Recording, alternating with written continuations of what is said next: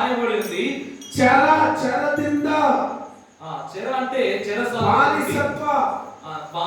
ಬಾನಿಸತ್ವದಿಂದ ಬಿಡಿಸೋದಕ್ಕಾಗಿ ಬಾನಿಸತ್ವములో నుండి విడిపించడానికి దేవుడు నిన్న ఆలయಕ್ಕೆ ನಾನು ಬರ್ತೀನಿ, నీ మందిరానికి నేను వస్తాను అంటే ప్రియులారా, ಇಲ್ಲಿ కట్టల్పట్టంత సరే ఇక్కడ కట్లతో కట్టబడినటువంటి వారు, ఈ బంధనಗಳಿಂದ ಬಂಧಿಸಿರುವ సరే బంధకముల చేత బంధించబడిన వారు ಬಿಡಿಸೋದಕ್ಕಾಗಿ ದೇವರ ಆಲಯಕ್ಕೆ ಬರಬೇಕು. అలాంటి వారిని విడిపించడానికి మన మందిరానికి రావాలా? పాప ಅನ್ನುವ ಸಭೆಯಲ್ಲಿದೆಯಾ?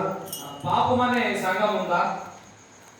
ರೋಗ ಅನ್ನುವ ಒಂದು ಸಭೆಯಲ್ಲಿದೆಯಾ? రోగం అనే ఒక సమస్యలు మనం, ದುಷ್ಟ ಕಾರ್ಯಗಳನ್ನು ಕೆಟ್ಟ ಆಲೋಚನೆಯಲ್ಲಿದೆಯಾ?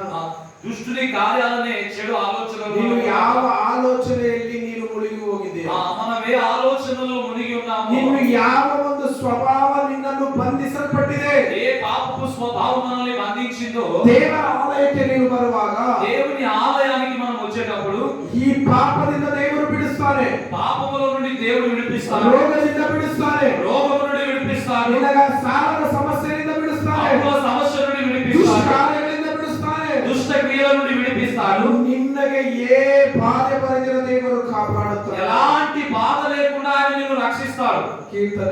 కీర్తనలు 91ನೇ అధ్యాయ 91వ అధ్యాయము 1ನೇ వచన ఓదండి. 1వ వచనాన్ని చదవండి. 91వ కీర్తన 1వ వచనం.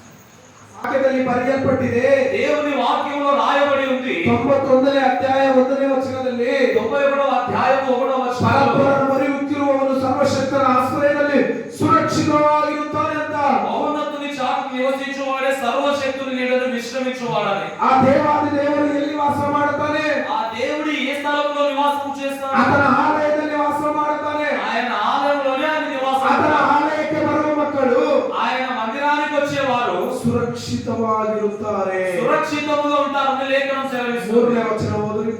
3వ వచనాన్ని చదువుకుందాం. వేటగాని ఉరిలో నుండి ఆయన నిన్ను విడిపించును, నాశనకరమైన తెగులు రాకుండా నిన్ను రక్షించును. హల్లెలూయా. దేవర ఆలయಕ್ಕೆ ಬರುವಾಗ ದೇವರ ಪ್ರಿಯ ಮಕ್ಕಳೇ, దేవుని మందిరానికి మనం వచ్చినప్పుడు ప్రియులారా, ಬೇಟೆಗಾರನ ಬಲೆಯಿಂದ ಆತನು ತಪ್ಪಿಸುವಂತವನಾಗಿದ್ದಾನೆ. వేటగాని ఉరిలో నుండి ఆయన మనల్ని తప్పిస్తాడు. మరణకరವಾದ వ్యాధిಯಿಂದ తప్పిಸುವಂತನಾಗಿದ್ದಾನೆ. మరణకర రోగములు రాకుండా ఆయన మనల్ని తప్పిస్తాడు. ಆತನೇ ನಮಗೆ ಆಶ್ರಯವು, ఆయనే మనకు ఆశ్రయం, ಆತನೇ ನಮಗೆ ಆಧಾರವು, ఆయనే మనకు ఆధారం. ನಮ್ಮನ್ನು ಉನ್ನತವಾಗಿ ನಡೆಸುವ ದೇವರು. ఉన్నతముగా మనల్ని నడిపించువాడు. ನಮ್ಮನ್ನು ಬಾನಿಸತ್ವದಿಂದ ದೇವರು ಬಿಡಿಸ್ತಾನೆ, బానిసత్వముల నుండి ఆయన మనల్ని విడిపిస్తాడు, రోగముల నుండి విడిపిస్తాడు, ಪಾಪದಿಂದ ಬಿಡಿಸ್ತಾನೆ, పాపముల నుండి విడిపిస్తాడు, ಶಾಪದಿಂದ ಬಿಡಿಸ್ತಾನೆ, శాపముల నుండి విడిపిస్తాడు, ಸಾಲದಿಂದ ಬಿಡಿಸ್ತಾನೆ, అప్పుల సమస్య నుండి విడిపిస్తాడు. ಕುಟುಂಬ ಯಾವ ಪರಿಸ್ಥಿತಿಯಲ್ಲಿದೆಯೋ ಅದರಿಂದ ಬಿಡಿಸಿ ಸುರಕ್ಷಿತವಾಗಿ ಬಯಲಿಗೆ ತರುತ್ತಾನೆ. మన కుటుంబంలో మనం ఏ సమస్యతో ఉన్నామో ఆ సమస్యలన్నిటి నుండి ఆయన విడిపిస్తాడు. ಅದಕ್ಕೋಸ್ಕರವಾಗಿ దాని నిమిత్తమై మత్తయి బರೆದ ಸುವಾರ್ತೆ మత్తయి సువార్తలో 11ನೇ అధ్యాయ 11వ అధ్యాయం 28ನೇ ವಚನ ಹೇಗೆ ಹೇಳ್ತಾರಂದ್ರೆ, 28వ వచనాన్ని చూద్దాం. ಹೇಗೆ కష్టపಡುವವರೇ, ప్రయాసపడి భారము మోసుకొనుచున్న సమస్త జనులారా నా యొద్దకు రండి, నేను మీకు విశ్రాంతి కలుగజేయుదును. ಹೇಗೆ కష్టపಡುವವರೇ, ಹೊರಬತ್ತುವವರೇ ನನ್ನ ಬಳಿಗೆ ಬಂದಿರಿ. ప్రయాసపడి భారము మోసుకొనుచున్న సమస్త జనులారా నా యొద్దకు రండి, ನಾನು ನಿಮಗೆ ವಿಶ್ರಾಂತಿ ಕೊಡುತ್ತೇನೆ ಅಂತ ದೇವರು నేను మీకు విశ్రాంతి కలుగజేయుదును. కష్టపಡುವವರು, కష్టపడేవారు, దుఃఖದಲ್ಲಿರುವವರು, దుఃఖంలో ఉన్నటువంటి వారు, ರೋಗದಲ್ಲಿರುವವರು, రోగములో ఉన్నటువంటి వారు, ಮಾಟಮಂತ್ರದಲ್ಲಿರುವವರು, మాంత్రిక శక్తులతో పీడించబడుతున్న వారు, ನಿನಗೆ ಯಾವ ರೋಗ ಇದೆಯೋ, ఏ రోగంతో ఉన్నా సరే, ನಿನಗೆ ಯಾವ ಸಮಸ್ಯೆನಲ್ಲಿದೆಯೋ, ఏ సమస్యలో ఉన్నా సరే, ನೀನು ಯಾವ ಬಂಧಿಸಲ್ಪಟ್ಟಿದೆಯೋ, నీవు ఏ బంధకము చేత బంధించబడ్డావో, ದೇವರ ಆಲಯಕ್ಕೆ ಬರುವಾಗ మనం దేవుని మందిరానికి వచ్చినట్లయితే ದೇವರು ನಿನ್ನನ್ನು ಬಿಡಿಸುತ್ತಾನೆ. దేవుడు మనల్ని విడిపిస్తాడు. ಆದಿ ಕಾಲದಲ್ಲಿ ನಾವು ನೋಡುತ್ತೀವಿ, ఆది కాలంలో మనం చూస్తున్నాం, ವಿಮೋಚನ ಕಾಲದಲ್ಲಿ ನಾವು ನೋಡುತ್ತೀವಿ, నిర్గమ కాలంలో చూస్తున్నాము. ಬಾನಿಸತ್ವವಾಗಿರುವಾಗ బానిసత్వములో ఉన్నటువంటి వారు, ಇಸ್ರಾಯೇಲ್ ಜನರು, ఇశ్రాయేలు జనులను ಐಗುಪ್ತ ದೇಶದಿಂದ, ఐగుప్తు దేశములో నుండి ದೇವರು ಯಾವ ರೀತಿ ಬಿಡಿಸಿಕೊಂಡು ಬಂದನಂದ್ರೆ, దేవుడు ఏ రీతిగా వారిని విడిపించాడు? ಅವರ ಬಾನಿಸತ್ವದಲ್ಲಿ ఆ బానిసత్వముల నుండి ತುಂಬಾ ಕಷ್ಟಪಟ್ಟು చాలా కష్టపడుతున్నారు. ಅವರು ನಿಟ್ಟುಸಿರು ಬಿಟ್ಟು వారు దుఃఖంతో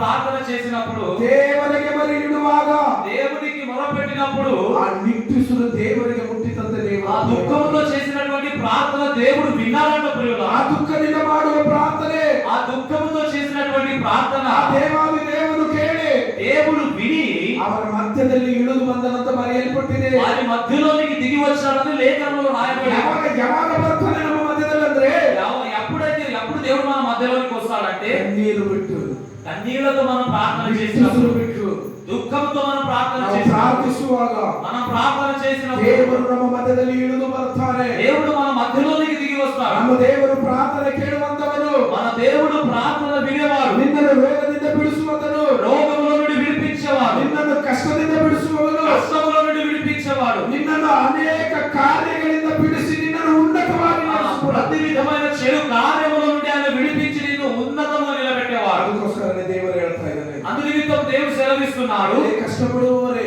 ఆ భారం మోసుకొనుస్తున్న ನನ್ನ ಬಳಿಗೆ ಬನ್ನಿರಿ, ఆ సమస్త జనులారా నా యొద్దకు రండి, ನಾನು ನಿಮ್ಮನ್ನು ಬಿಡಿಸ್ತೀನಿ, నేను మిమ్మల్ని విడిపిస్తాను, ನಿಮಗೆ ವಿಶ್ರಾಂತಿ ಕೊಡುತ್ತೀನಿ. మీకు విశ్రాంతి దయచేస్తాను. ನೀನು ಮನೆಯಲ್ಲಿ ಕುಂತರೆ ನಿನ್ನ ರೋಗ ಹೋಗಲ್ಲ, నీ ఇంట్లోనే ఉంటే నీకు రోగం స్వస్థత కాదు. ನೀನು ಮನೆಯಲ್ಲಿ ಇದ್ರೆ ನಿನ್ನ ಪಾಪ ತೀರೋದಿಲ್ಲ, ఇంట్లోనే ఉంటే పాపము నుండి విడుదల పొందలేదు. ನೀನು ಮನೆಯಲ್ಲಿ ಇದ್ರೆ ದುಷ್ಕಾರ್ಯಗಳು ಬಿಟ್ಟು ಹೋಗೋದಿಲ್ಲ, ఇంట్లోనే ఉంటే ఆ యొక్క చెడు కార్యాలు మనల్ని ನೀನು ಮನೆಯಲ್ಲಿ విడిచిపెట్టవు. ಕೂತ್ಕೊಂಡ್ರೆ ನಿನ್ನ ಸಾಲ ತೀರೋದಿಲ್ಲ. మనం ఇంట్లోనే ఉంటే అప్పులు తీరిపోవు.